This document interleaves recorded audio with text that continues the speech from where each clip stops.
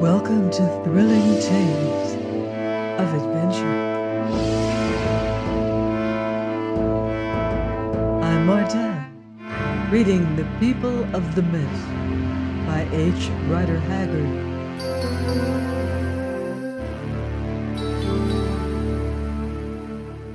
Chapter 13.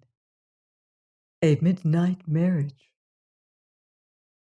"Gone," said Pereira again. "Now, friend Pierre, before we ratify this matter by the aid of Holy Church, perhaps you will table the gold. This is a cash transaction, remember?" "Certainly," answered Leonard. "Where is that black dog of mine, the dwarf? Ah, there he is. Dog, weigh out the stuff. If you have not enough, here is more."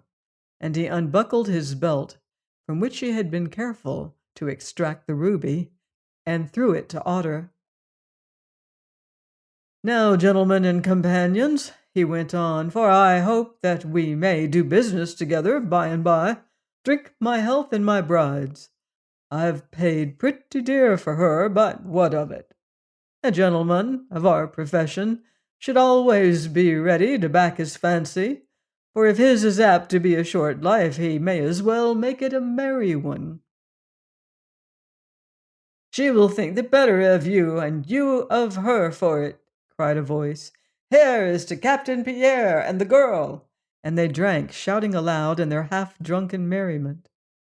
Meanwhile Otter, advancing with obsequious steps, was pouring handful after handful of gold coin and ingots into the large scales which Pereira caused to be held before him. At length all the gold was in, a shining heap. "The balance does not turn," said Xavier. "I claim the girl." "Bess," said Otter in a low voice and speaking in Dutch, "have you more gold? The weight is short." Leonard glanced carelessly at the scales. They were trembling on the turn. "As much as you like," he said, "but here's what will do it." And drawing off his signet ring, he threw it on the pile. The ruby accepted. It was the last thing of value that he had about him. Then the scale vibrated and sank down. "Good," said Pereira, rubbing his hands at the sight of so much treasure. "Bring me the acid that I may test the stuff. No offense, stranger Pierre, but this is a wicked world in which brass has passed for gold before today." The acid was brought, and the ingots were tested at hazard, Pierre holding them up to the light of a lamp. "They're good," he said. "Now, Father, do your part." The priest Francisco stepped forward. He was very pale and seemed terrified. Leonard, watching him, wondered what had brought him into such company, for the man's face was good and even refined. "Dom Antonio," said the priest in a soft, girlish voice, "I protest against this. Fate has brought me among you, though not of my own will, and I have been forced to bear the sight of much evil, but I have wrought none. I have shriven the dying, I have ministered to the sick, I have comforted the oppressed, but I have taken no share of the price of blood. I am a priest of our holy church, and if I wed these two before the sight of men, they will be husband and wife till death, and I shall have set the seal of the blessing of the church upon an act of shame. I will not do it."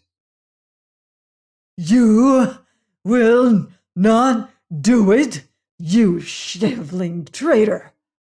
screamed Pierre in a voice hoarse with rage. "Do you want to follow your brother, then? Look here, my friend, either you obey me and marry these two, or—" And he hissed a horrible threat. "No, no," said Leonard, anxious to find an escape from this abominable mockery. "Let him be. What do the chief's prayers matter?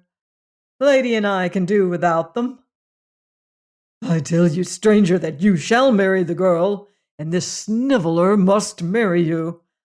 If you don't, I will keep both her and the gold. And as for him, he can choose. Here, slaves, bring the sjambok." Francisco's delicate face flushed pink. "I am no hero that I can suffer thus," he said. "I will do your bidding, Dom Antonio, and may God forgive me the sin.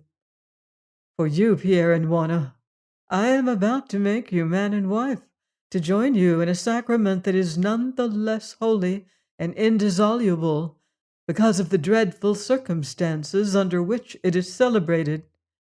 I say to you, Pierre, abandon your wickedness, and love and cherish this woman, lest a curse from heaven fall upon you. I say to you, Juana, put your trust in God, the God of the fatherless and oppressed, who will avenge your wrongs, and forgive me. Let water be brought that I may consecrate it, water and a ring." "Here, take this one," said Piero, lifting Leonard's signet ring from the pile of gold. "I give it back for a luck penny." And he tossed the ring to the priest. Water was brought in a basin, and the father consecrated it. Then he bade Leonard stand by the girl and motioned to the crowd to fall back from them. All this while, Leonard had been watching Juana. She said no word, and her face was calm, but her eyes told him the terror and perplexity which tore her heart. Once or twice she lifted her clenched right hand towards her lips, then dropped it without touching them. Leonard knew but too well what deed she meditated. He knew also the deadly nature of the drug she carried if it once touched her tongue. The suspense was terrible. He could bear it no longer, even at the risk of discovery. He must speak with her. In obedience to the priest's direction, he sauntered to her side, laughing. Then, still laughing, with his hand he separated the tresses of dark hair, as though to look at the beauty of her side face, and bent down as if to kiss her. She stood, pale and rigid, but once more her hand was lifted towards her mouth. "Stop," he whispered swiftly into her ear, speaking in English. "I've come to rescue you. Go through with this farce. It means nothing. Then, if I bid you, run for the drawbridge into the slave camp." She heard. A light of intelligence shone in her eyes, and her hand fell again. "Come, stop that, friend Pierre," said Piero suspiciously. "What are you whispering about?" "I was telling the bride how beautiful I think her," he answered carelessly. Juana turned and flashed on him a well-simulated glance of hate and scorn. Then the service began.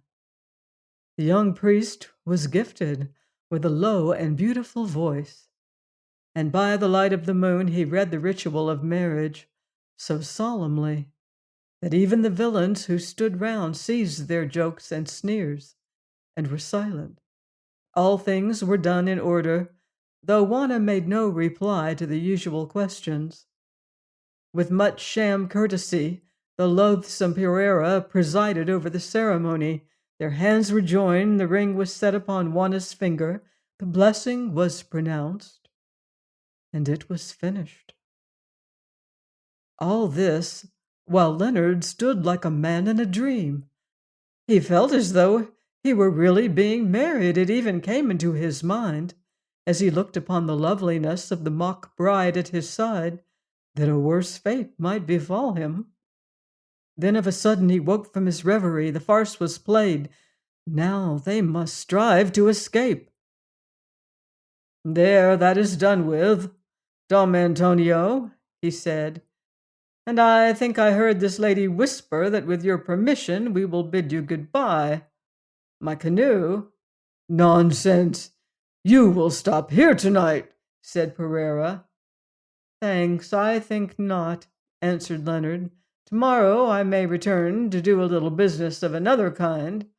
I have a commission for about 50, at a good price, for the right sort." As Leonard spoke thus, glancing to the east, he saw dense masses of vapor rising into the air far away. The damp reeds were fired at last. The settlement men had not failed in their task, and soon the flames would be discovered. He must be gone, and swiftly. "Well, if you must, you must," answered Pereira, and Leonard observed that he looked relieved as he said it. He did not know the reason at the time. It was this. Juanna had told him that the man who bought her would find his death in it. He had a superstitious fear of the girl, and believed her. Therefore he was glad that her purchaser should go, lest it might be said that he had murdered him in order to retain both the woman and her price. So he bade him farewell, and Leonard turned to depart, followed by Otter and Juanna, whom he led by the hand. All might have gone well for that time had it not been for an unlucky chance. Leonard's scheme was to walk towards the water gate, but if no better plan of reaching it should offer, to turn suddenly and run for the drawbridge, where Soa and the others would be waiting, and thence whither without the people of Mavum to escape up the banks of the Zambesi. Already he had started, when the great Portuguese Xavier, who was watching, plunged in sullen thought, stepped forward. "At least I will have a kiss for my trouble," he said, and seizing Juanna round the waist, he drew her towards him.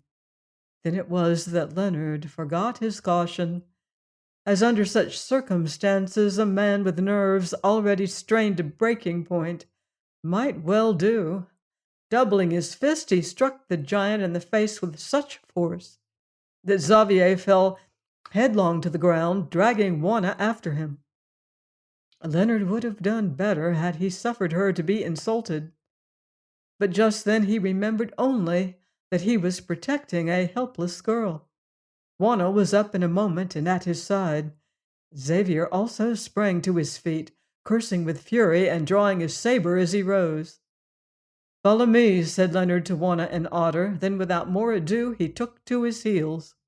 A shout of laughter went up from the mob. "This is the brave man!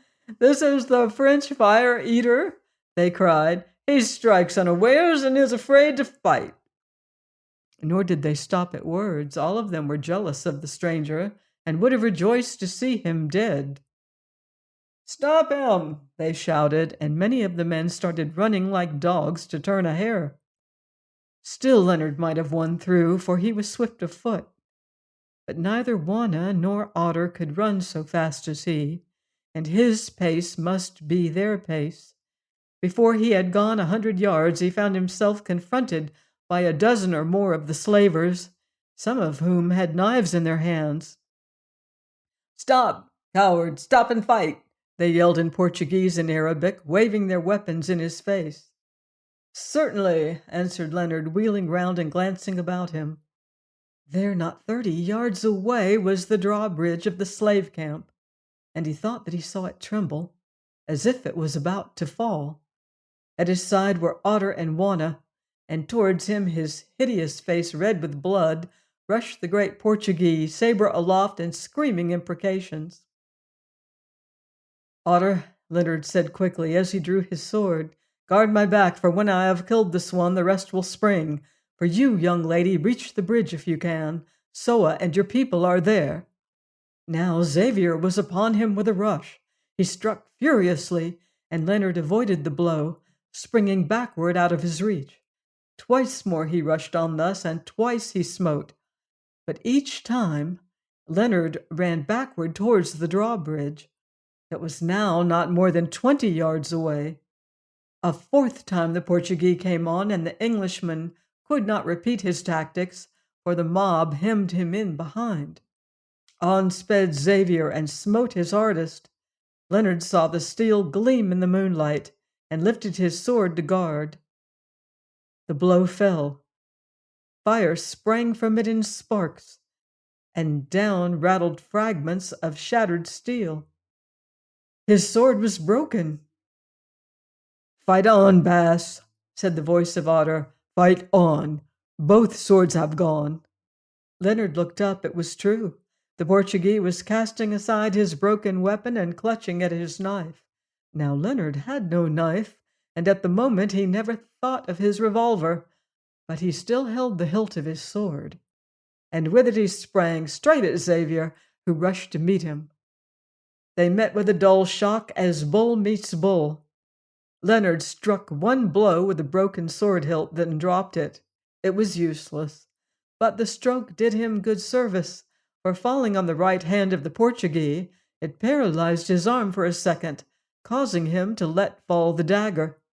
Then they gripped each other, fighting desperately with their naked strength alone.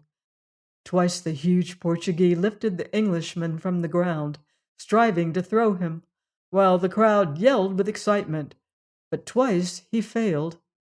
Not for nothing had Leonard learnt wrestling as a lad, and hardened his iron muscles by years of toil.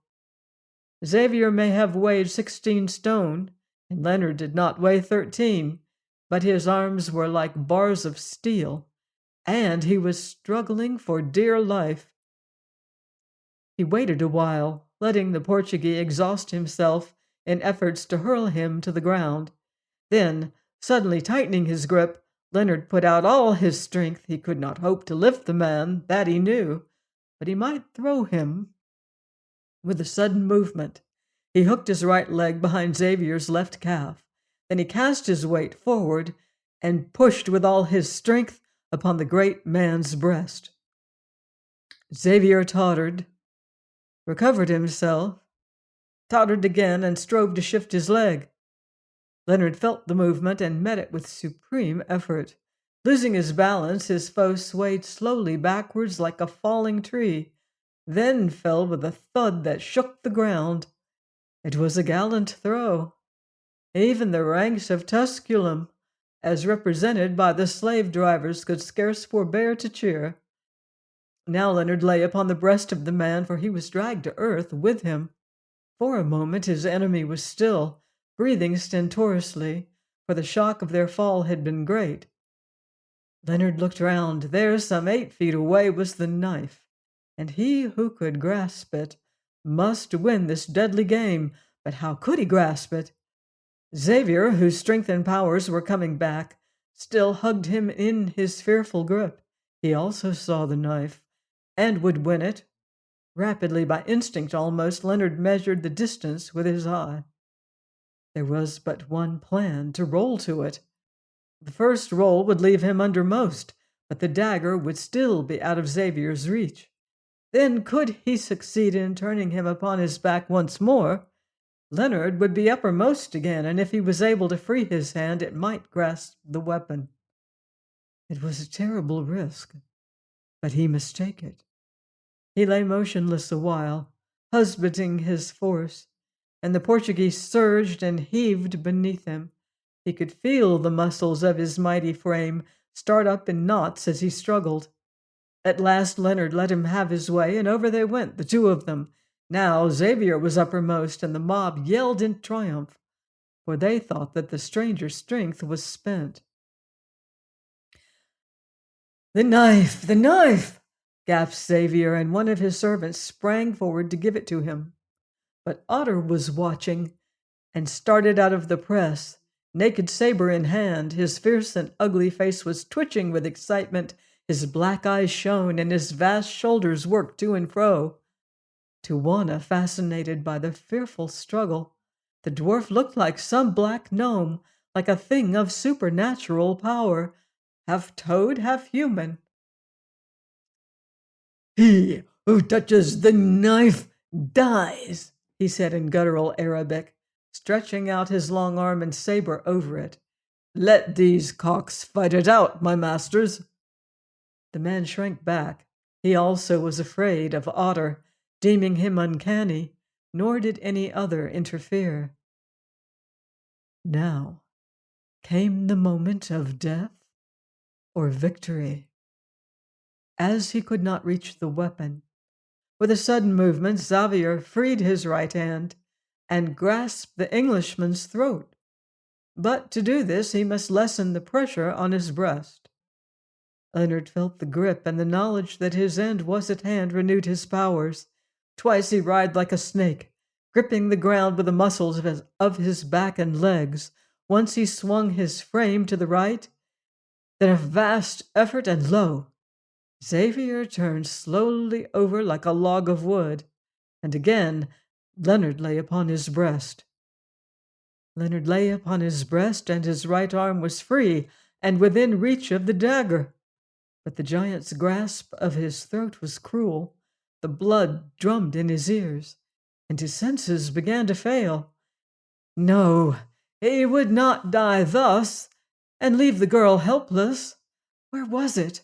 He was blind. He could see nothing but her white face. He must get free. Ah, he knew now. They thought that he was spent. See, his head fell, when suddenly he lifted himself and heaved up his arm. Crash! It came full on the forehead of Xavier, and that, in its turn, was pillowed on the stony earth. The grip slackened.